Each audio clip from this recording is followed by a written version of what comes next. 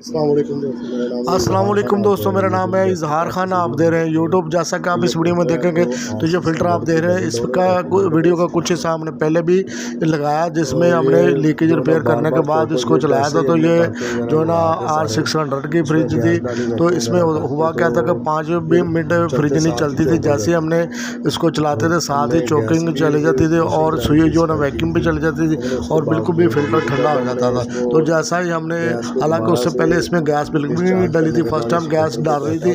तो जैसे ही हमने फ़िल्टर को काट के देखा तो ये आप इसकी कंडीशन दे सकते हैं, इस तरह का भी काम हो जाता है। हालांकि फ़र्स्ट टाइम इसमें गैस डाल रही थी, जो कंपनी की ओरिजिनल आई थी, उसके बाद फर्स्ट टाइम इसमें गैस डाल रही थी, लेकिन हालत आप देख सकते हैं। तो इस तरह का भी काम हो जाता है। दूसरा, हमने फिर कंडेंसर सारे को वॉश करके फ्लश अच्छे तरीके से करके और गैस के साथ भी इसको पंचिंग करवा के उसके बाद हमने नया फ़िल्टर लगा के उसको लगाया, तो बेहतरीन चल रही है। तो अगर वीडियो आपको अच्छी लगे तो लाइक ज़रूर करें, चैनल को सब्सक्राइब ज़रूर कर लें।